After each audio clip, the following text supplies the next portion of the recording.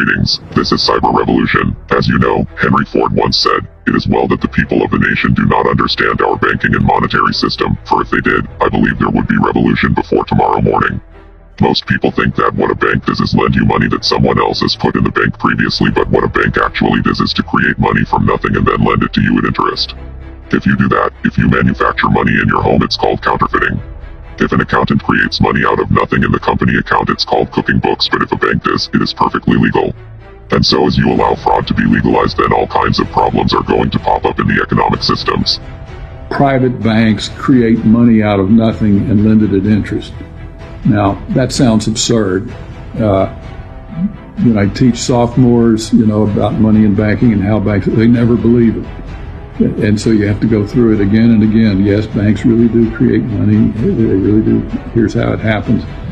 And it's absurd, and they're right to doubt that could possibly be what's really going on. But it is. When banks create money out of nothing and pump it into the system, and that is one of the many reasons why prices go up.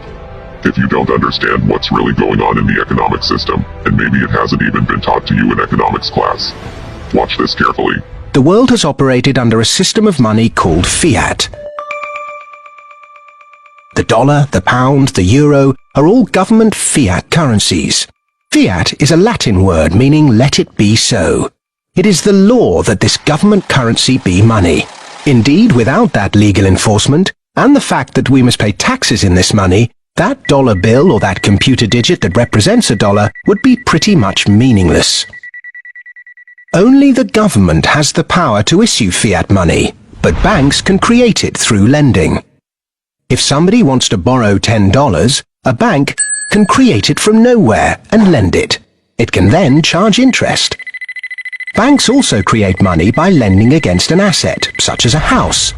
They're given the deeds to the house, and they create the money out of nowhere and lend it, at interest, of course. Over the last 40 years, since this fiat system of money became the global norm, the supply of money has grown exponentially.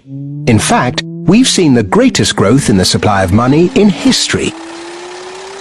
But who benefits?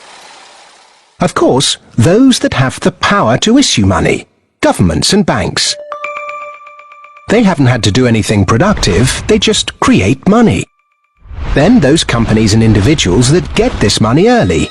They can spend it before the prices of the things they want to buy have risen to reflect the new money in circulation.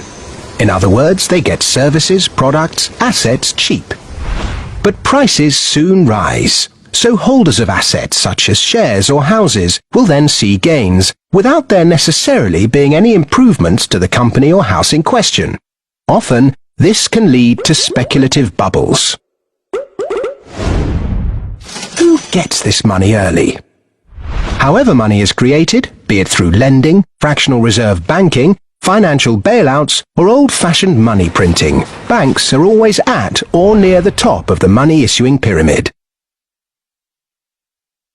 Next come corporations who borrow large sums, those on lucrative government contracts for new ventures, particularly overseas, banks' associate companies and partners, those that borrow early and at low rates, and the bank's senior employees. They all quickly get their share of the pie. In some cases, this will come in the form of bonuses. But what about those at the bottom of the pyramid? Those on fixed wages or incomes, those who live in remote areas, or those with savings? By the time this newly created money has filtered down to them, the prices of the things they want to buy have increased. Their savings buy them less, however, and their wages remain largely unchanged. In some cases, they have to take on debt just to be able to afford the things they were previously able to buy, which means they have to go back to the banks. In reality, this process of creating money only redistributes wealth from the bottom to the top of the pyramid, and thus that ever-increasing gulf between rich and poor gets bigger and bigger and bigger.